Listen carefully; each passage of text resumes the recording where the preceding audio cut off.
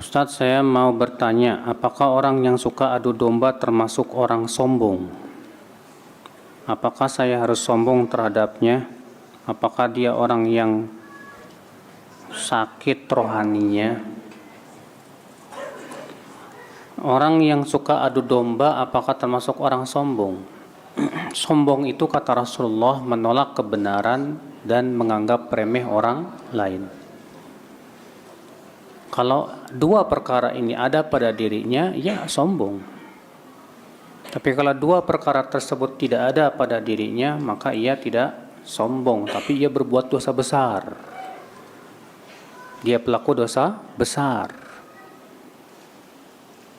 Maka kalau misalnya ada orang yang menyampaikan namimah kepada kita, sikap kita yang benar sudah kita sebutkan tadi, Pak. Sikap kita adalah kita berusaha untuk nasihati dia, ingatkan bahwa itu dosa besar. Jangan kita membenarkan, jangan kita menaati kemauannya, jangan. Ya. Bagaimana hukumnya memasang aplikasi di HP suami agar bisa mengetahui posisi suami?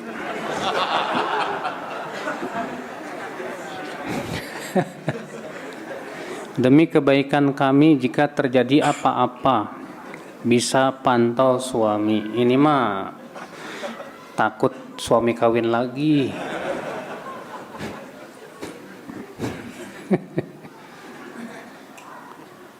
Tentunya jangan sampai seorang istri ataupun seorang suami melakukan perbuatan-perbuatan yang bisa menimbulkan suudzon kepada pasangan. Kalau memasang aplikasi malah menimbulkan suudzon terus nanti sama suami. Ini kok suami saya ada di tempat ini, ngapain dia?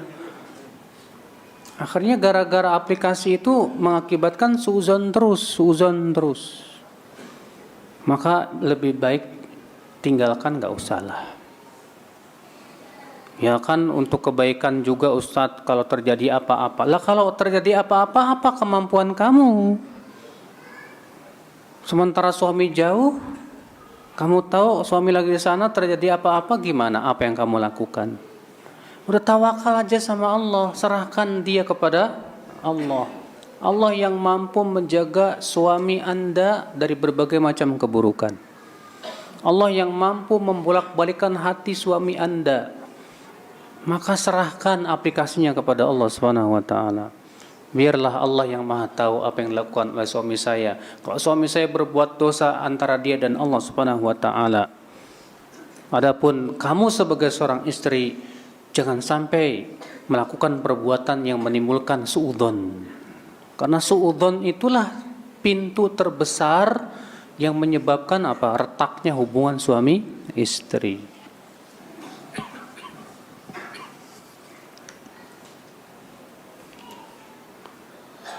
Bagaimana sikap kita bila didiamkan sama tetangga kita, padahal udah menyapa? Baikan lagi, ada masalah kita didiamkan lagi, tanpa tahu salah kita apa. Kalau kita didiamkan sama tetangga, padahal kita sudah sapa, kita salam, Pak, itu tidak memberikan mudorot sama sekali buat kita. Yang harus kita pikirkan itu, kalau dia mendiamkan saya, padahal saya sudah sapa dia, yang berbahaya buat dia sendiri bukan buat saya. Emang sih kita cuma sedikit sakit hati aja, tapi kalau kita pikirkan dengan akal kita yang waras, Pak, yang rugi dia bukan kita. Kenapa? Karena dengan sikap dia itu, dia sudah memutuskan hubungan. Dengan sikap dia seperti itu, dia sudah mencukur agama dia sendiri. Dengan sikap dia seperti itu, amalan dia belum diangkat kepada Allah Subhanahu wa taala. Kita enggak. Jadi kita enggak rugi. Apa ruginya kita coba? Rugi? Enggak rugi sama sekali. Justru kita kasihan sama dia, kasihan. Gimana berpikir supaya dia enggak mendiamkan kita. Maka kalau kita amalkan ayat tadi, idfa billati hiya ahsan, tolaklah dengan yang lebih baik. Kok tetangga saya mendiamkan saya ya? Antum langsung pergi ke pasar, beli buah-buahan, beli kue, datang ke tetangga, ini hadiah buat kamu. Langsung tersenyum lebar ke antum. Oh makasih Pak ya, Masya Allah. Tetangga saya ini kok baik banget sih. Ya. Didiamin malah ngasih hadiah. Besok-besok saya diamin lagi biar kasih hadiah. Insya Allah enggak seperti itu Pak. Ya.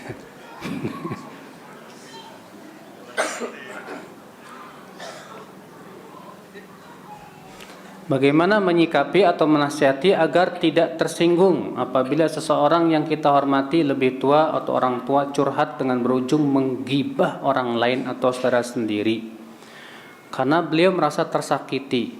Bagaimana taubat dari dosa gibah tersebut?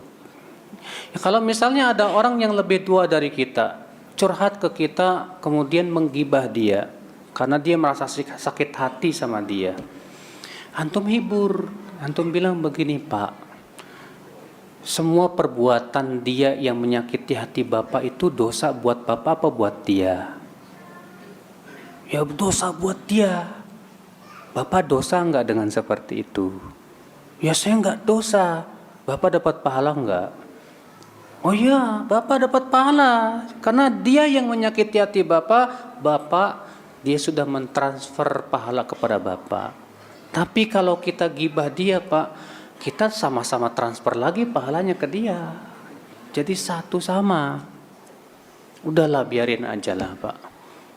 Ya, ingat Pak, Allah itu tidak lupa. Allah mampu untuk membalas keburukan orang. Kalau kita serahkan kepada Allah, hanya Allah yang Maha tahu. Tapi kalau Bapak memaafkan itu lebih baik Pak. Karena jiwa pemaaf itu jiwa yang dicintai oleh Allah Subhanahu wa taala. Iya. Makanya Allah mengatakan wa anta'fu khairul lakum. Kamu memaafkan itu lebih baik buat kamu. Iya.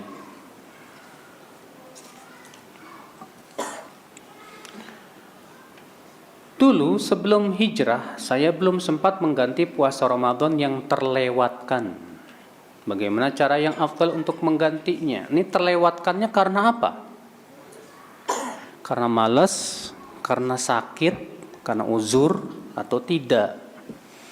Kalau itu karena uzur, karena misalnya safar, atau karena sakit, maka tetap wajib diqadha walaupun sudah lewat bertahun-tahun. Kenapa Allah Subhanahu wa taala berfirman, "Faman kana minkum maridan aw ala safarin fa'iddatun min ayyamin ukhar." Siapa yang sakit atau ia bersafar, maka gantilah dengan hari-hari yang lainnya. Allah tidak menyebutkan sampai berapa kali Ramadan. Tetap tidak gugur kewajiban untuk mengqadha. Tapi kalau dia tidak puasanya karena malas, dia tinggalkan sengaja. Di sini terjadi ikhtilaf para ulama. Apakah dia wajib qadha atau cukup taubat? Sebagian ulama mengatakan wajib qadha juga selain taubat. Dalilnya qiyasul aula. Apa itu? Artinya kalau orang yang punya udzur saja wajib qadha, masa yang enggak punya udzur enggak wajib qadha? Gimana? Mereka yang mengatakan tidak wajib qadha apa? Kata mereka, perintah untuk mengqadha butuh dalil. Sementara dalil hanya ada untuk orang yang punya udzur saja. Yaitu yang karena sakit, safar, haid dan nifas. Dalil hanya mewajibkan qadha bagi orang yang punya udzur. Sedangkan menyamakan orang yang punya udzur dengan yang tidak punya udzur, itu menyamakan sesuatu yang tidak sama, kata mereka. Bagaimana akan dikiaskan orang yang punya udzur dengan orang yang tidak punya udzur? Sekarang kalau dia mengqadha, apa manfaatnya qadha? Karena qadha sudah tidak ada manfaatnya lagi. Karena fungsi dari para qadha itu adalah untuk menutup kekurangan. Sementara ini tinggalkannya sengaja. Apakah kira-kira akan menutup? Tidak akan tertutup, percuma. Berarti apa? Kewajiban dia bertaubat kepada Allah Subhanahu wa taala. Dan inilah pendapat yang saya pilih, yang saya rajihkan. Allahu a'lam.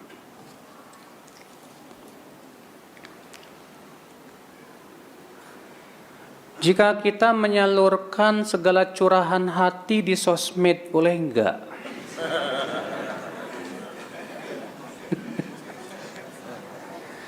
Pak,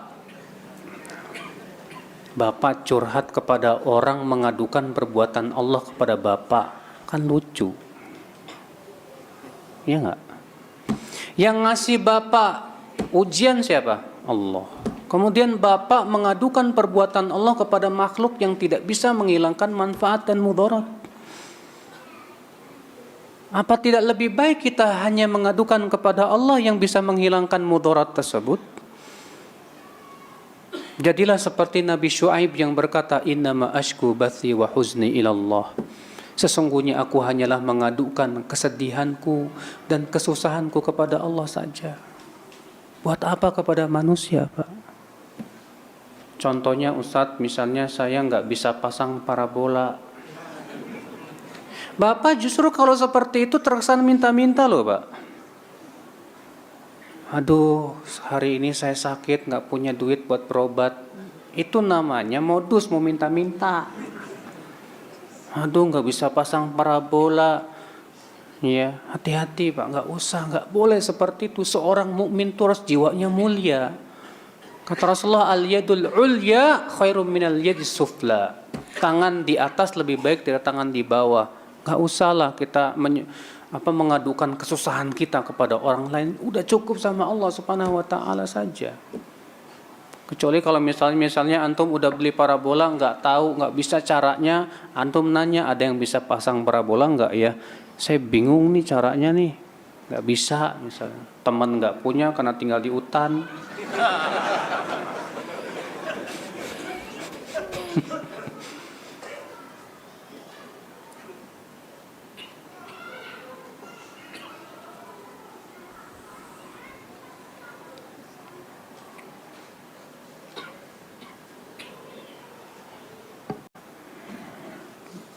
Bagaimana kita mengingatkan kawan yang akhwat yang mau berangkat ke kajian pakai Gojek di sosmed? Gimana itu? Ya, pertama kita ingatkan bahwa seorang wanita tidak boleh berdua-duaan dengan laki-laki yang bukan mahramnya. Bawakan hadisnya. Yang kedua, coba berikan solusi bagaimana caranya supaya akhwat ini tetap bisa kajian. Mungkin bisa menghubungi akhwat yang lainnya, punya mobil, punya motor. Tolong dong itu teman kita sesama akhwat yang pengen ngaji, ya. Saling tolong menolong lah, saling bahu membahu. Tapi jangan antum yang nawarin. Oh, gimana kalau saya jemput? Alah, itu setan baru itu.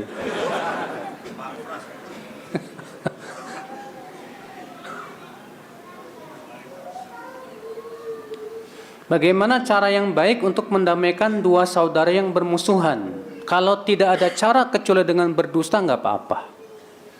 Kata Rasulullah, la kadhiba illa fi thalath. Tidak boleh berdusta kecuali pada 3 perkara. Di antaranya mendamaikan dua saudara yang bermusuhan. Nggak apa-apa datang ke si A, kita bilang, A tahu nggak A? Kemarin saya mendengar si B muji-muji kamu loh A. Dia mendoakan kamu dalam doanya loh A. Datang lagi ke si B, B tahu nggak? Kemarin saya mendengar si A itu Masya Allah, yang jempol banget deh sama kamu. Dia sebetulnya mencintai kamu banget loh. Oh ya, gara-gara itu jadi damai. Alhamdulillah, nggak masalah.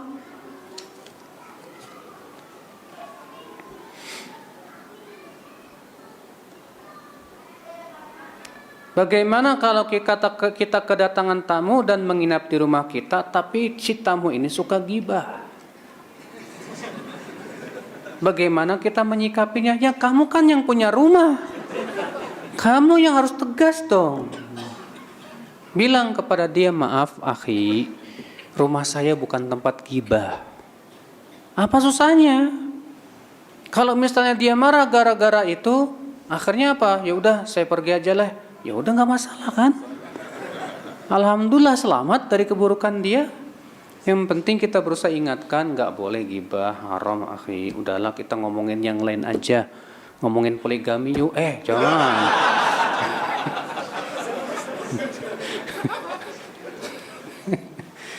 Badi paling kenceng kayak suaranya.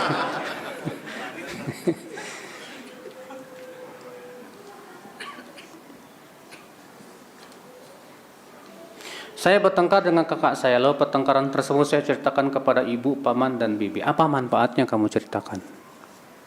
Apa tujuannya? Kalau tujuannya adalah supaya damai lagi, nggak masalah. Tapi kalau tujuannya hanya sebatas memuaskan kekesalan, nah itu haram. Nggak boleh ya akal Islam. Ya. Doakan anak bisa poligami. Semoga antum bisa poligami. Amin.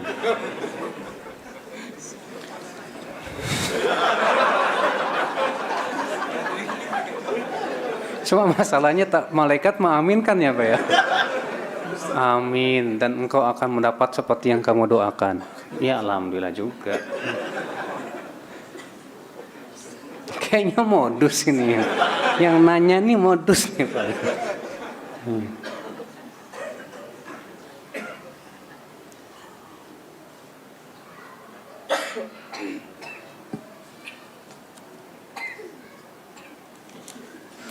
Bolehkah membicarakan keburukan orang lain tapi hanya dalam lingkup keluarga saja, ke anak, ke istri? Enggak boleh.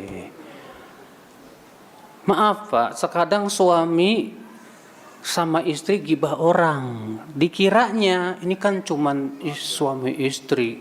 Tetap haram. Enggak boleh. Kalau istri bilang ke suami, mas itu si fulan tuh gini. Istriku nggak boleh gibah, haram. Udah biarin dosa-dosa dia, udah nggak usah kita malah berdosa lagi gara-gara itu. Nggak boleh, ya.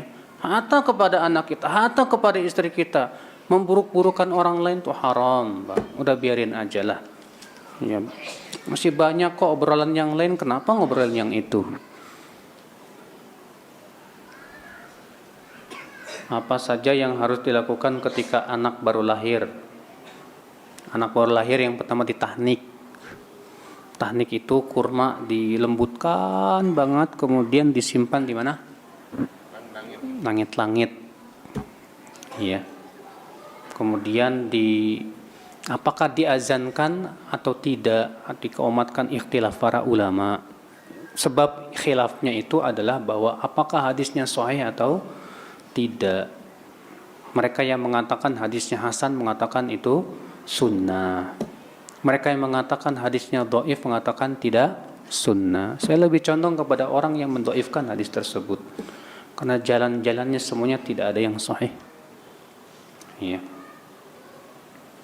Kemudian di hari ketujuhnya diakikahkan. Dengan cara apa? Disembelihkan kambing untuk laki-laki 2, perempuan 1. Kemudian dikasih nama, kemudian dicukur rambutnya, kemudian dikasih minyak wangi, ya.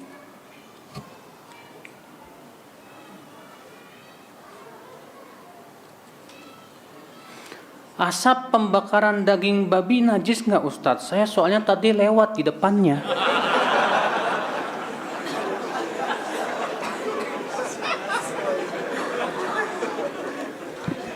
Kalau antum sengaja untuk menghirup, nggak boleh, haram. Tapi kalau lewat nggak bisa menghindar, ya gimana lagi? Seperti antum ngelewat orang yang ngerokok kehirup, ya gimana lagi Pak? Sulit menghindar. Masa antum tahan napas? Gak mungkin. Ya, memberatkan kalau seperti itu. Apa hukumnya memperbaiki bacaan imam yang salah ketika sholat? Harus, Pak. Karena Nabi SAW menegur sebagian sahabat yang tidak menegur beliau ketika salah di dalam bacaannya. Iya.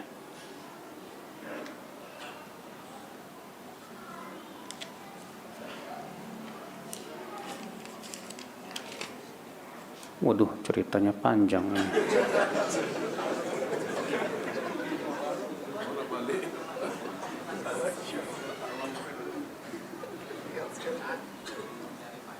masalah fikih.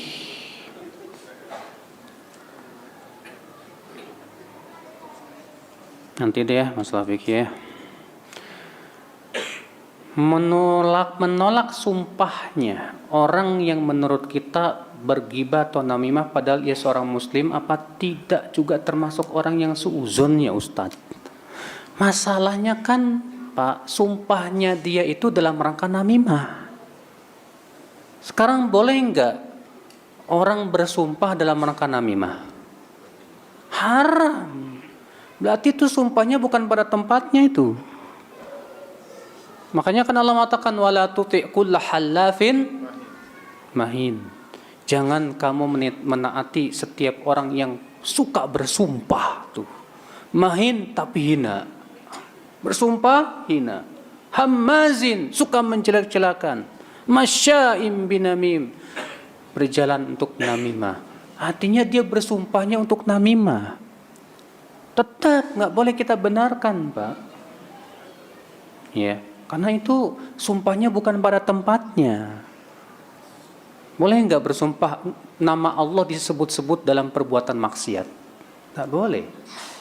Kalau ada orang mau berbuat maksiat tapi menyebut nama Allah, boleh nggak Pak? Misal Bapak mau minum arak, Bismillah. Tuh. Haram kata para ulama. Ada orang mau nyanyi dangdutan, salam dulu, Assalamualaikum warahmatullahi wabarakatuh. Kata para ulama haram dijawab, nggak boleh. Kenapa? Karena itu termasuk mempermainkan ya zikir. Termasuk mempermainkan.